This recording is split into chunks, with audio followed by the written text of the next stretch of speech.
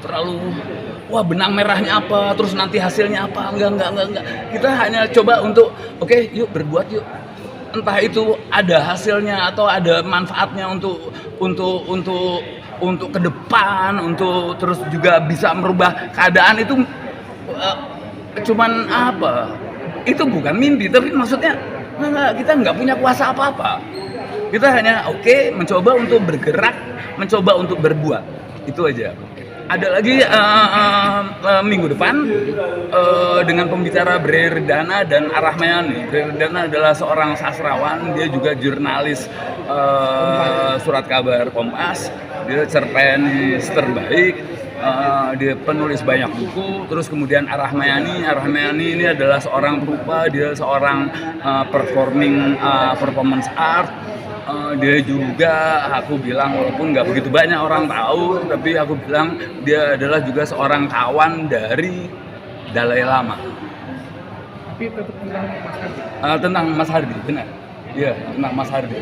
Kita akan coba untuk gali lebih dalam, tapi ya itu tadi dari perspektif yang berbeda untuk urusan sosial dan mencoba untuk habis itu kalau mungkin juga kalau dari Arahmayani bukan cuma sekedar ngomongin soal urusan kebudayaan, kesenian dan itu, tapi juga mungkin masalah gender, ya masalah pergerakan sosial dan lain sebagainya. Aku pikir itu. Makasih Mas. Makasih banyak ya. Makasih Mas. Makasih.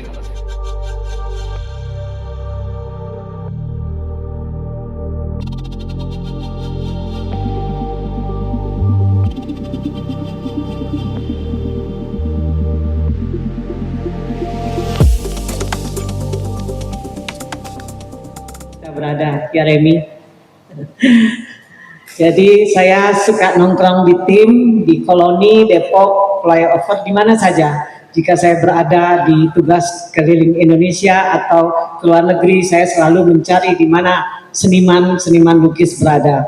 Nah, itulah yang saya lakukan sejak saya terjun di dunia sastra.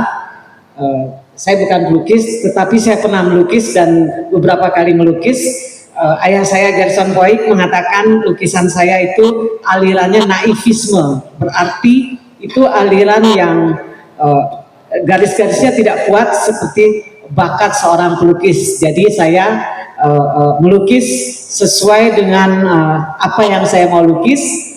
Lagi ada mood saya melukis, tetapi saya lebih banyak menulis cerita pendek, menggambarkan keseluruhan peristiwa yang ada di lingkungan kita dari sudut mata marginal, sudut bukan hedonis kaum berpunya, tetapi saya menggambarkan bagaimana kehidupan jalanan, kehidupan pelacur, kehidupan yang benar-benar kehidupan yang di bawah standar perekonomian yang ada di Indonesia ini. Nah, kembali ke Pak Hardi. Saya mungkin mengilas balik tahun 70-an pada saat beliau ada di Bali, begitu ya.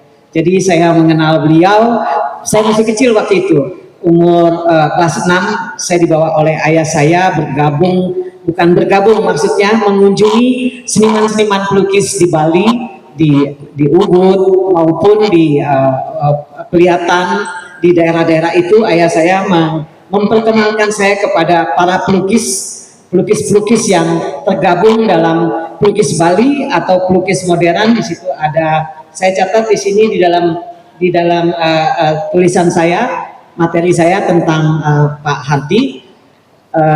Kaitannya erat sekali dengan pengembaraan saya melihat bagaimana kehidupan sosok seorang seniman lukis terutama waktu itu. Dan setelah itu saya beralih ke teater di mana ada Pak Abu Bakar. Saya dekat juga dengan Mas Sardono Wekusumo, adik saya ke Prancis menari dongeng dari Dirah bersama Mbak Sukma dan sebagainya. Lalu di situ saya bergaul dengan kelompok pelukis waktu di Bali namanya Citra, ibu saya pelukis di sana, bergabung dengan Tante Jakaria, saudara adik dari pelukis S. Sujiono di Sanur, lalu bergabung dengan Tante Kartika Avandi. Yang paling dekat dengan saya itu Tante Maria Cui, saya panggil. Beliau pelukis dan menjadi saksi pada saat saya menikah, Tante Maria Cui. Nah, itu kedekatan kami waktu itu dengan seniman-seniman kala itu sangat intens, dan bukan hanya dalam hal pergaulan sekadar bertemu setelah itu lepas, tetapi tidak. Jadi ada sesuatu yang misalnya kehidupan kami ya, pasti pada mereka para hadirin juga tahu bagaimana kehidupan seniman kala itu, begitu kan. Lalu ayah saya konsen dengan menulis saja, mencari uang dari menulis saja. Nah, di situ saya melihat bagaimana seorang Tante Maria Cui, kalau lukisannya laku setiap bulan dia datang ke rumah memberi kami 1 bal beras, dan hasil lukisannya dikasih ke saya. Tante Kartika Avandi datang memberi ibu saya cat minyak dan sebagainya untuk mereka melukis. Ibu saya melukis di Pantai Sanur. Jadi kadang-kadang saya melihat waktu itu pelukis-pelukis baru yang tergabung dalam pelukis citra di Bali diberi cat, diberi minyak cat, diberi kanvas oleh Tante Kartika untuk melukis langsung di depan Pantai Sanur, melukis langsung. Beliau yang mengajar, belum yang sekarang sudah tiada, banyak Om Umar Khayyam, Om Danarto, Om saya harus memanggil mereka Om karena lebih tua dan setara dengan ayah saya. Jadi ayah saya bilang kamu mesti panggil Om mereka. Jadi saya melihat kehidupan hari lepas hari, pelukis-pelukis ngumpul di rumah saya di Abian Kapas, lalu Om Slamet Sukirnanto dan sebagainya datang ke rumah berbicara soal lukisan, soal teater, soal sastra. Itu saya menjadi pendengar dan pembuat kopi kepada mereka atau teh pada mereka. Saya menjadi pendengar yang setia, melihat, mendengar apa yang mereka lakukan hari lepas hari di kehidupan mereka. Jadi saya masa kecil saya melihat itu di dalam diri Pak Hardy. Nah, seiring berjalannya waktu setelah saya membaca kiprah beliau di dalam dunia seni lukis dan sikap yang diambil lewat keseharian beliau dengan kritik-kritik yang dia lakukan, itu bukan berarti saya membuat suatu a priori terhadap perilaku beliau. Mungkin itu sosok dari bentuk dari jalur kesenian yang beliau pilih dengan dengan berkata frontal dan sebagainya kepada pemerintah ataupun kepada teman-temannya dengan mengkritisasi apa yang temannya lakukan. Mungkin itu semacam kejujuran di dalam kepribadian dia di dalam mengungkapkan apa yang dia rasa, dan itu buat saya dia tidak munafik untuk menyampaikan apa yang ada di dalam benaknya. Kadang-kadang kita kan sebagai orang Indonesia kita merasa tidak enak untuk mengkritik seorang teman atau apapun, meskipun karyanya jelek kita mengamini bahwa itu baik. Tetapi buat saya melihat Pak Hardy, meskipun banyak orang yang like and dislike tentang dia ataupun berkata bahwa dari ungkapan-ungkapannya bercermin suatu kesombongan bahwa beliau ini merasa presiden dalam hal dunia lukis, merasa sebagai sosok yang saya ingin melihat Mas Hardy dalam konteks kebangsaan. Dengan demikian maka izinkan ini agak runtut dan saya akan membaca contekan ya Mas Ilman. Tadi saya buka buku. Nah, sekarang kan banyak era ya Mas ya, digital ya. Jadi sebagai orang jadul saya ingin tetap membaca buku dengan segala coret-coretan. Teman-teman sekalian, 1986 saya bertugas di harian Surabaya Post dari Surabaya ke Jakarta. Kantor saya di Agus Salim. Waktu itu pertama di Jalan Tamrin, kemudian di Agus Salim.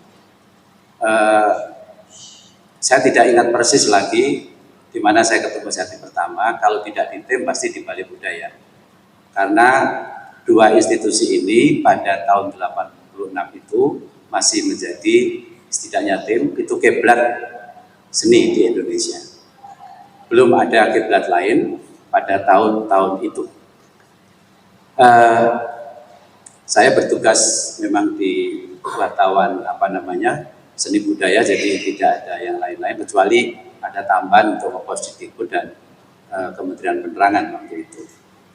Kalau di sini ditulis kritikus, saya bukan karena permintaan saya Mas. Saya jadi takut kritikus. Kalau nggak remi itu yang. Oke. Nah, saya sudah mengenal Mas Hardy jauh lebih dulu, terutama lewat media massa. Saya tinggal di Jawa Timur, di Bojonegoro, kemudian saya lakukan peran.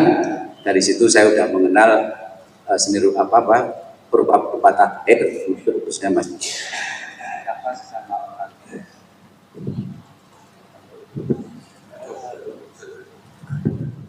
Tetapi jangan lupa bahwa orang Jawa itu banyak ragamnya. Mas Hardi terkenal orang yang keras kepala, belak-belakan, kemudian suka melukai.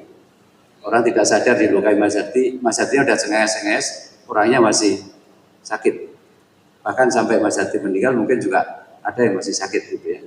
Itu Mas Hardi seperti itu. Jadi kalau dikejar ya nggak dijawab. Dari pusat itu nggak ketemu nggak ketemu reasoning mengapa itu 2001. Ya udah saya nggak akan ngejar itu gitu ya. Kemudian era itu adalah era kritikus. Indonesia masih mengenal kritikus.